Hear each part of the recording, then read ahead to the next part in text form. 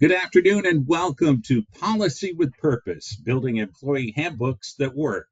Thanks for joining us today. I'm Raleigh Merrill with GTM, and in a moment, I will introduce to you our presenter. But first, feel free to use the questions functionality to ask questions during today's presentation. You'll find a box on the upper right of your screen. It's got a little question mark in there. You can click on that to ask your questions, and we'll get to as many of your questions as we can at the end of the presentation. If we don't get to your particular question, we'll be sure to follow up with you the next day. Also, you'll receive an email later today with a link to watch a video recording of this presentation, as well as a PDF version of the presentation.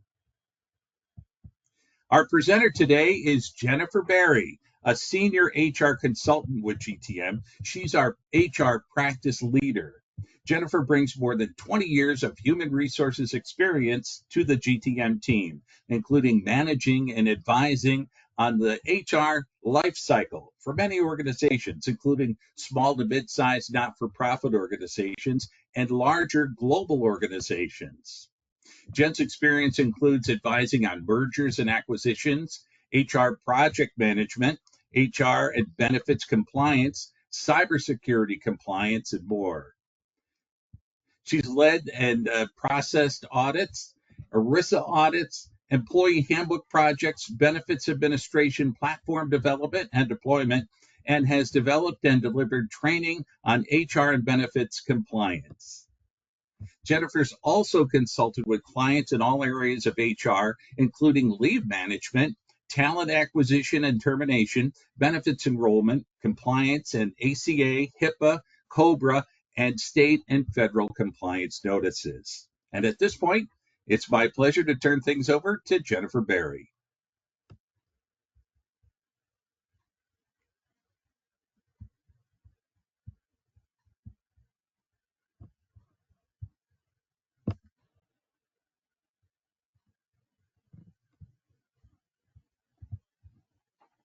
Jen, you're on mute. If you can just unmute yourself, Jen.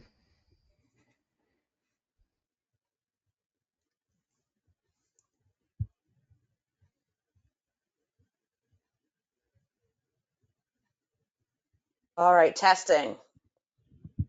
Can You're you hear good. me? All right, thank you, Raleigh. One of the first questions I get with working with a new client is, do I have to have an employee handbook? Or why have an employee handbook? While there's no legal requirement for an employee handbook, many federal, state, and local employment laws require employee notices.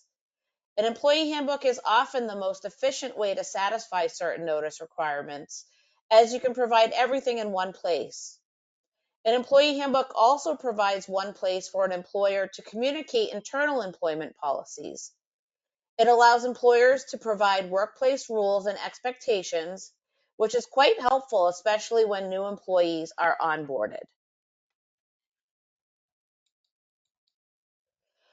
Although there are no legal requirements that an employer have an employee handbook, it is considered best practice and is highly recommended. As you'll hear more about during this presentation, having an employee handbook satisfies numerous legal notice requirements across federal, state, and local jurisdictions. Did you know that most states have policies that require employer provision and employee acknowledgement? In New York, for example, employers are required to provide their sexual harassment policy and electronic monitoring provisions, both of which require documentation that they were both provided, as well as acknowledgement that they were received. If you are a multi-state employer, these notice requirements could be many, and providing them separately could become administratively burdensome. In addition, the employee handbook serves as documented evidence that employees were informed of federal and state regulations, as well as workplace policies, which becomes invaluable during disputes or investigations. An employee handbook can really limit an employer's liability if it's ever in a dispute with an employee or the Department of Labor. It also provides a one-stop shop for employer policies. Even the best employers with the best orientation or onboarding programs have difficulty setting expectations for new and ongoing employees. What time do employees need to be at work? What types of time off or leave are available for employees? And is there a dress code? These are some of the employer policies that should be included in an employee handbook. It should be provided to employees on their first day of employment. It should also be reviewed periodically with employees so that they understand how to interpret the policies. Consider your handbook a living document that should be reviewed and updated at least annually to reflect changing employment laws and organizational needs. Regular updates demonstrate your commitment to compliance and provide legal protection should employment issues arise. A well-crafted handbook serves multiple critical functions beyond basic compliance. It outlines your organization's culture and mission, establishing the foundation for your workplace environment. Additionally, it creates a single accessible reference point for employees to understand expectations and procedures. It provides the basis for cultural alignment. It sets clear expectations for conduct and standards. It allows employers to consistently enforce their policies, rules, and guidelines. And it may also provide legal protection or risk mitigation by meeting notice requirements and providing guidelines. For example, during disciplinary matters, your handbook becomes an essential tool for enforcement. By citing specific policies that employees have acknowledged, you can more effectively address performance issues while maintaining consistency in your approach to workplace discipline. Now we know why we need an employee handbook, so let's get into the how of creating one and what to include. The key components of an employee handbook will ultimately be an employer's best communication and compliance tool. So, what should an employer include in its handbook and why? First, an employer should always provide information about its culture, mission, and core values. You want to set expectations from the jump for new employees. You also want to point out what makes your organization special. You want to gather buy-in from your employees. Next, it's helpful to your leaders, managers, and employees to set expectations about behavior and conduct. It's important to identify goals and objectives of business operations so that employees can adjust their conduct to meet those expectations. It's great having one go-to record of company policies. It can be used as a reference for employees as situations arise, and it is a guideline by which to measure conduct and performance throughout one's employment. The handbook also provides all required notices, whether they be federal, state, local, or even those required by industry. In your employee handbook, all of these policies are in one place and will keep you compliant just by being there.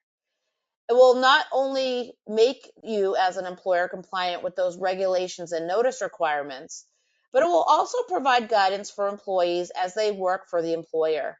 It should not come as a surprise when an employee is dealing with a disciplinary matter or performance issue. Having certain policies in an employee handbook allows an employer to enforce expectations by citing internal policies or measuring employees based on guidelines in such policies. Finally, it mitigates potential exposure by outlining harassment and anti-violence policies that can be cited in EEOC, Department of Human Rights, or private litigation. Most states require employers to notify their employees about their harassment and non-discrimination provisions and equal employment opportunity policies. By adding them to an employee handbook, you not only have record of providing them, but also acknowledgement that they were received and reviewed by employees. So more specifically, your handbook should begin with foundational elements that establish company culture and legal framework. Operational sections should cover day-to-day expectations, while compensation policies must clearly detail pay practices, classification criteria, and time off benefits. Don't forget industry-specific sections like health and safety protocols for manufacturing or construction, and technology policies covering acceptable use of company systems and electronic monitoring disclosures. Some examples of policies that you should include in your employee handbook include a welcome statement, company value and mission statement, an employment at will statement, except if you're in the state of Montana. All other 49 states require an at will employment statement. Fair treatment policies as required by federal, state, and local law. This may include sexual harassment prevention policies, your EEO policy, and various forms of accommodation policies. General business policies should be in there as well. Whistleblower policy as required by state law, conflict of interest and outside employment guidance, and some federally funded grants require anti-bribery and anti-corruption policies. Employee conduct policy should be included, including dress code, professionalism policy, attendance policies, anti-bullying and violence prevention policies, and substance-free workplace policies. Your compensation and benefits policy should be clearly defined in your employee handbook, including work hours, meal periods, pay schedule, overtime policies, exemption status classification, and full-time versus part-time classification. Paid time off, vacation, and sick leave policies should be identified very clearly in your employee handbook, and an overview of the employee benefits that you may be providing should be in there as well. Finally, disciplinary and termination policies should be clearly identified in your employee handbook, including your disciplinary procedures, investigation and search procedures, and notice requirements.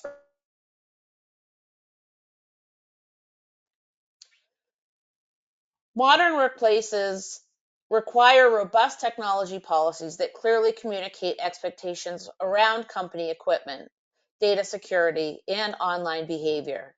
Technology sections have become much more important in an employee handbook and must address acceptable use of IT resources and define boundaries for personal versus professional social media activity, particularly for employees representing the company.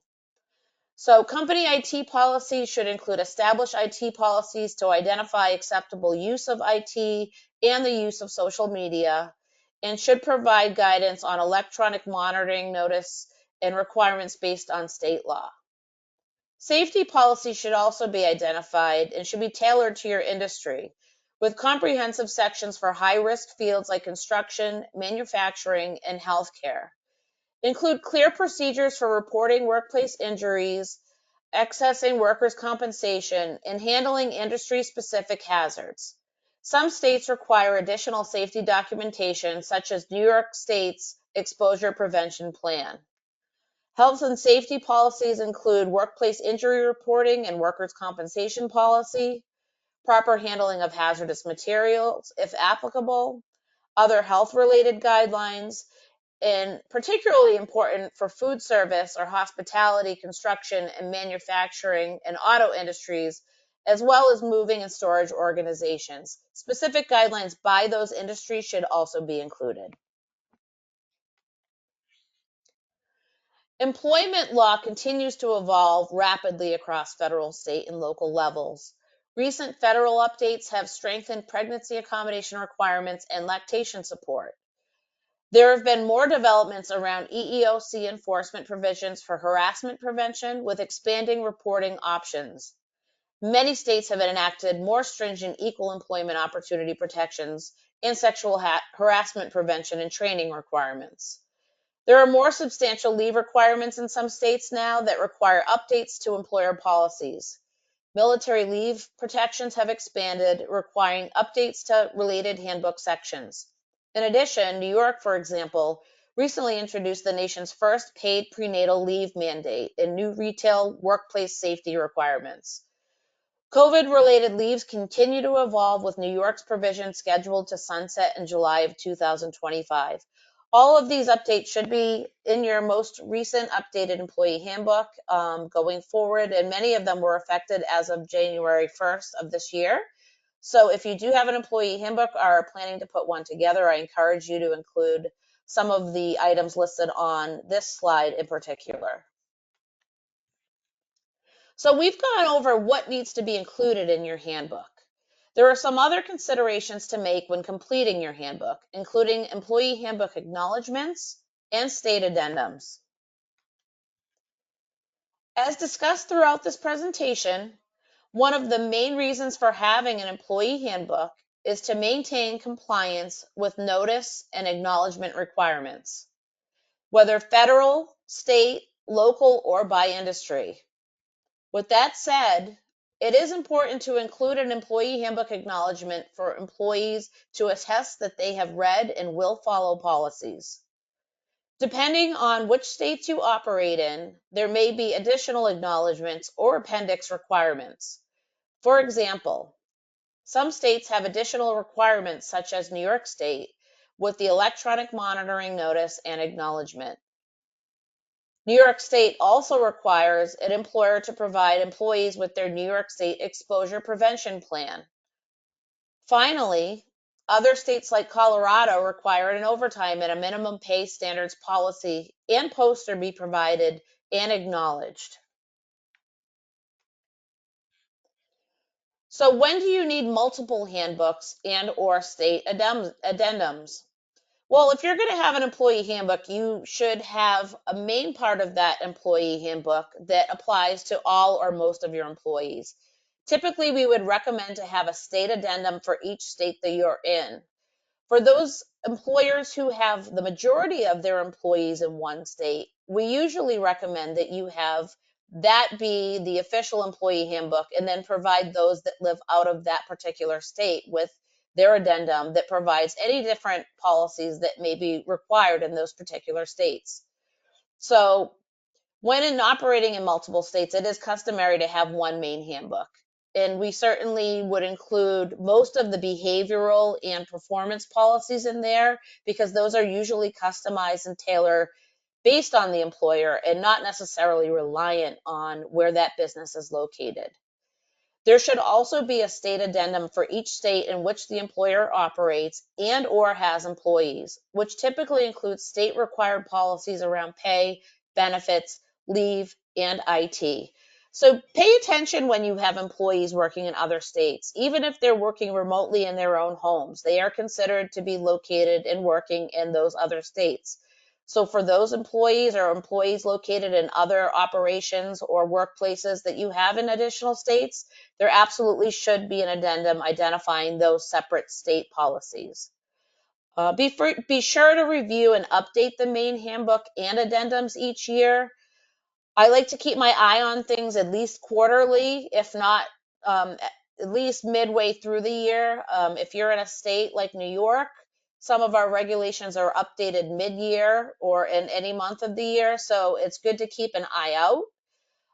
And those updated policies or regulations require your employee handbook to be updated. So you may not have time to do it immediately, but pay attention to any new laws or policies that come about that do have notice requirements or acknowledgement requirements. You can send those policies out separately, or you can do an immediate update to your handbook to make sure you're in compliance. And make sure when you are making those updates, whether you are updating the full handbook, the addendums, or if you're just adding an updated policy, that you distribute those to your employees in a timely fashion, both to set expectations regarding employee behavior and conduct, but also so that you are in compliance with those regulations. So we've discussed why employee handbooks are essential. What can happen if you don't have a handbook or the one that you have has become outdated? We're going to get to that in the next slide. So organizations without current handbooks face significant risks. I think what we've gone through already would tell that tale very clearly. Without documented policies, employers struggle to address performance issues effectively or take appropriate action for workplace violations like substance abuse. This creates inconsistency in enforcement and potential discrimination claims. From a compliance perspective, not having a handbook means you may miss critical notice requirements for federal, state, and local employment laws. This exposure becomes particularly problematic during agency investigations or litigation, where the absence of documented policies and employee acknowledgments can significantly weaken your position as the employer. Failure to maintain an up-to-date employee handbook may result in penalties from the applicable Department of Labor or governing body for failure to provide employee notice of their rights. Examples include applicable pregnancy and lactation accommodations, sexual harassment prevention policy, and various forms of leave.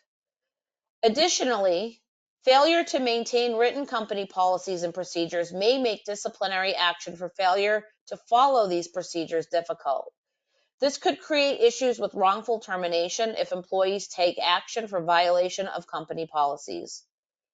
Furthermore, many states require paid time off and various forms of leave to be provided to employees in writing. This burden is met by including them in an employee handbook. But if you do not have the policies provided in a handbook, you may not provide them or may be delayed in providing them. In these cases, most state courts have consistently held in favor of the employees should disagreements arise. So, what do you do if you don't have an up-to-date employee handbook? While there are many common issues faced by employers, regardless of employer size, region, or industry. Without an employee handbook to turn to in certain circumstances, an employer may be left without a defense or solution. For example, without performance guidelines or disciplinary policies, an employer may have difficulty addressing performance and behavioral issues. It may also cause an employer to apply rules and regulations disproportionately or in a discriminatory fashion, which could lead to further issues. Without certain policies, for example, a policy related to substance abuse in the workplace, which has become even more important given that many states have legalized cannabis, an employer may not be able to take any action. Without policies about employee classification or pay type or frequency, employers can be subject to back pay or overtime penalties, which can cause substantial financial injury. As we have already noted, with one employee handbook, an employer can have all employees acknowledge they have received the notices and policies contained therein. Many states require employee acknowledgement to certain notices. Having to obtain multiple acknowledgments for required notices is quite burdensome. So why not have them in one place? The most effective handbooks combine legal compliance with organizational culture. Work closely with department heads to ensure policies reflect actual practices while meeting legal requirements. Consider your handbook a living document that evolves with both regulatory changes and organizational growth. My biggest point when making an employee handbook for any client is to make sure that it accurately reflects what you do in your organization. In addition to the legal requirements that you will undoubtedly include in there, making sure that your policies in the handbook actually match what you are doing on the ground is the most important. Be sure to review and update employee handbook supplements and addendums at least annually. For states that implement new regulations mid-year, be sure to add to your employee handbook or otherwise distribute to employees in a timely fashion. Checking for regulatory updates quarterly is best. Use your relationships with HR consultants and/or legal counsel to be sure that you're in compliance with both notice and acknowledgement requirements. Document all employee handbooks, supplements, and addendums, as well as employee acknowledgements, whether electronic or physical. These records become crucial evidence during disputes or agency investigations. Finally, remember that policies are only effective when consistently applied. Invest in manager training to ensure fair and uniform enforcement across your organization. It's also becoming a best practice at the annual rollout of the new employee handbook to train all employees on the updates, new sections, and application and responsibilities. So at this point, I'd like to turn it back over to Raleigh. I think we're going to see if there are any questions from the presentation. Yes, we'll get to your questions in just a moment, but first, a quick word about GTM. GTM can help you with your handbook creation and updates. One of our experienced HR consultants will work closely with you to develop a handbook that meets the requirements of your organization. Our team has worked on hundreds of handbooks over the years.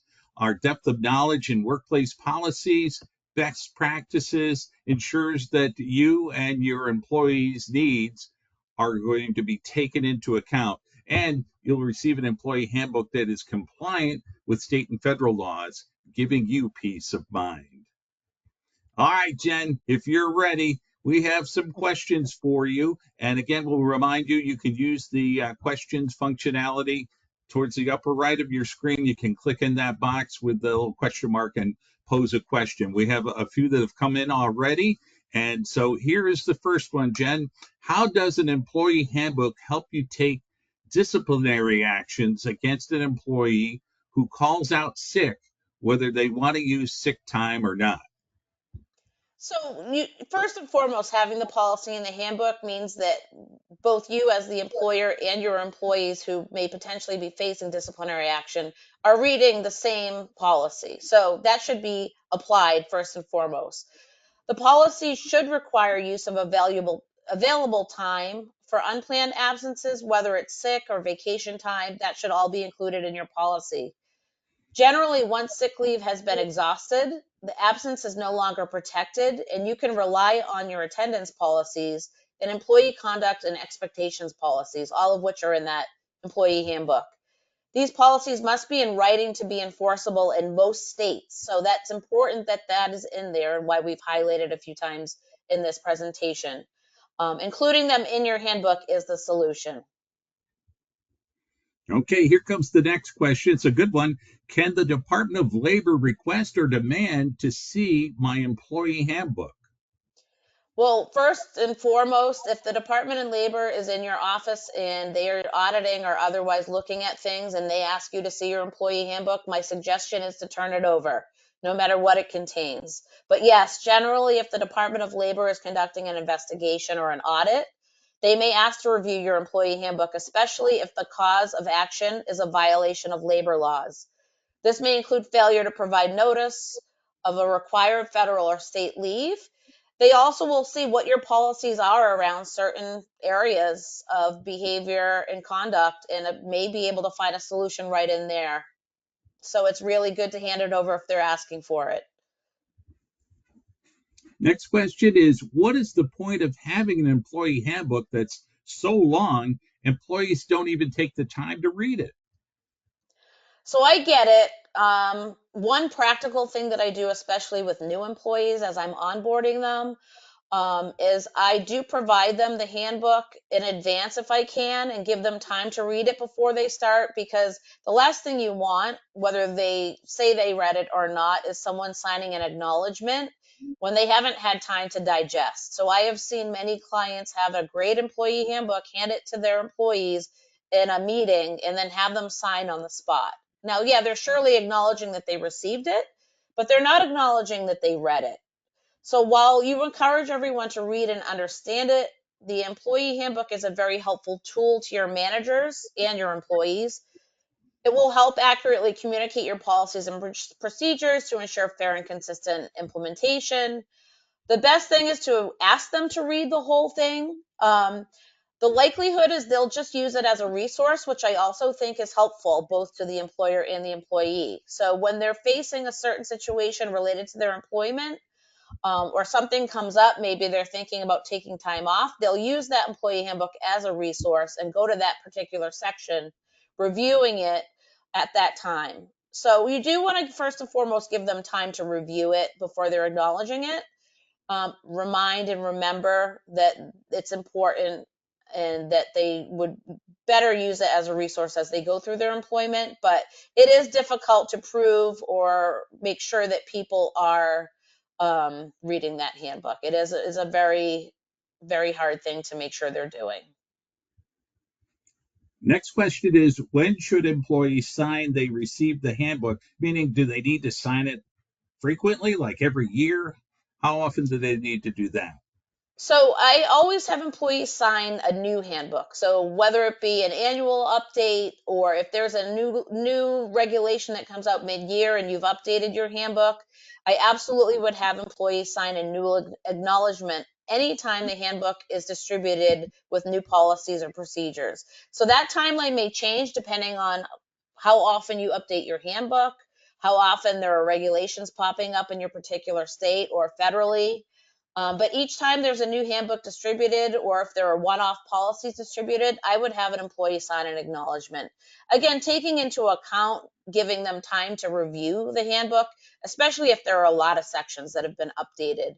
and then giving them a timeline as far as when they should be returning those acknowledgments. All right, we have a question that kind of goes point by point, and I'll run them all down for you. Then I can repeat them for you if you want, Jen. But Sure. in an employee handbook, can it include company introduction, a company overview, workplace rules, compensation and raises, and time off policies? Can that all be included in an employee handbook? Absolutely. I mean, again, I think I said it during the presentation. The compliance pieces are important to make sure they're in there. So make sure you're up to date on the regulations, both federally and in the states that you operate. So those are really the basis for the handbook. But the employee handbook should absolutely be customized to the organization or the employer. Any policy that you have, whether it be the day-to-day be operations, schedules, time, pay dates, compensation, time off, benefits, any of that, all of that should be included in the employee handbook. Again, the more you can fit into that one document, the better. I know it sometimes makes it longer and probably makes more employees hesitate to read the whole thing, but it is important. If you're going to have an employee handbook, you should put everything in there just to set expectations. And again, I think one of the most important pieces of putting together an employee handbook is to not be pie in the sky. What does that mean? Don't put policies in there that sound like they should be your policies unless they are required by law. Any of the policies that are not required by law should be what you actually do in your organization.